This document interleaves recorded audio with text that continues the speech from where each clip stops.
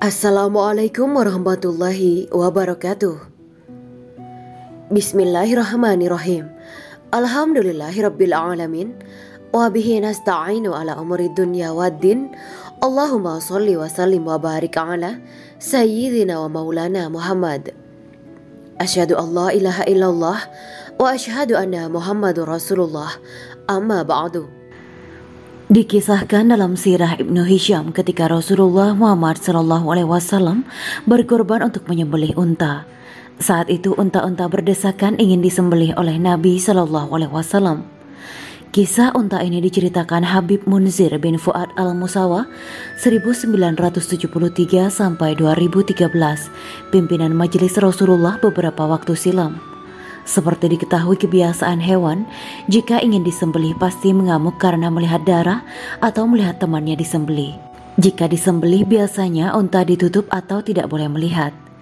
Singkat cerita, ketika Rasulullah SAW menyembelih unta, beliau berkata, "Buka, biarkan mereka melihat." Wahai Rasulullah, mereka kalau melihat darah mengamuk. Nabi berkata, "Biarkan mereka melihat." Maka para unta itu pun dibiarkan melihat. Saat Rasulullah mengeluarkan pisaunya dan menajamkannya, unta-unta itu justru berdesakan untuk lebih dahulu disembelih oleh tangan Sayyidina Muhammad SAW. Roboh satu unta, yang lain menjulurkan kepalanya. Satu persatu unta berdesakan ingin lebih dahulu disembelih oleh kekasih Allah itu. Al-Imam Muhaddis Imam Abdurrahman Ad-Dibai dalam Maulid Ad-Diba mengatakan, "Apakah kalian tidak lihat bahwa semua unta sampai saat ini yang mau menuju ke Madinah pasti mempercepat langkahnya, lebih cepat dan terburu-buru ingin sampai ke Madinah. Dan kalau mau masuk ke Madinah, pasti mengalirkan air matanya karena ingin bergegas cepat sampai ke Madinah." Demikian besar cintanya hewan-hewan kepada Rasulullah SAW. Mengapa kita sebagai manusia tidak akan lebih mencintainya dibandingkan dengan hewan-hewan tersebut? Pada saat haji perpisahan atau haji wada, Rasulullah SAW menyembelih 100 ekor unta. Dari jumlah itu, 63 ekor disembelih sendiri. Setiap ekor unta untuk 1 tahun umur beliau. Muhammad Hussein Haikal dalam bukunya berjudul Sejarah Hidup Muhammad menceritakan sedangkan selebihnya dari jumlah 100 ekor unta kurban yang dibawa Nabi sewaktu haji wada disembelih oleh Ali bin Abi Thalib. Haji wada terjadi pada tahun 10 Hijriah atau 632 Masehi. Banyak riwayat yang menceritakan bahwa kala itu beliau mengorbankan 100 ekor unta pada Idul Adha kala itu.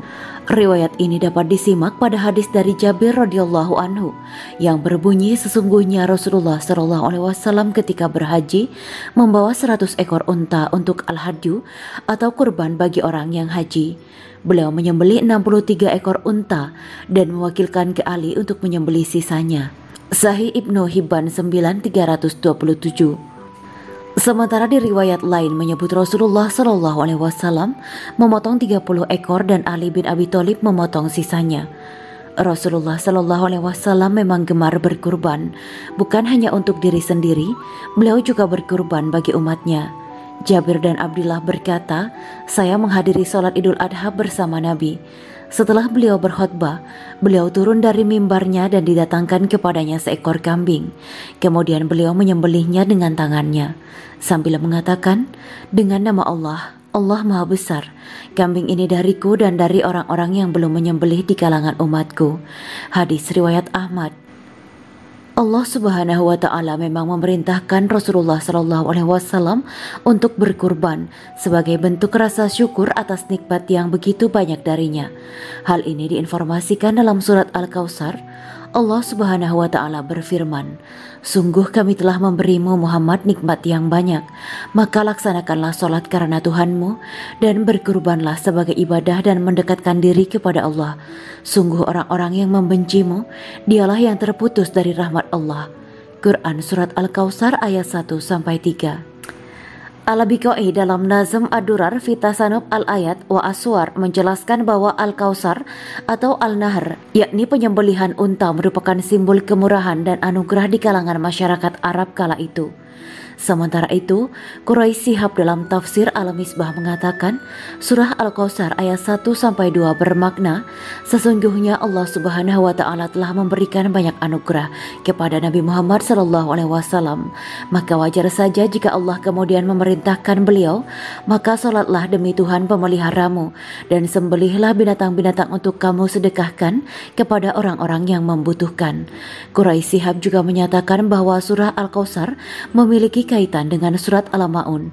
Menurutnya surat Al-Kausar berisi dua bentuk manifestasi iman, yakni ibadah ritual atau sholat dan sosial kurban. Dalam konteks ini seakan-akan Allah Subhanahu wa taala berfirman, "Sholat dan berkurbanlah. Jangan engkau menjadi orang yang mengabaikan sosial seperti para penghardik anak yatim." Demikianlah kisah Islami Bidadari Surga. Simak terus channel ini untuk kisah Islami menarik lainnya. Terima kasih para sahabat Bidadari Surga yang dirahmati Allah.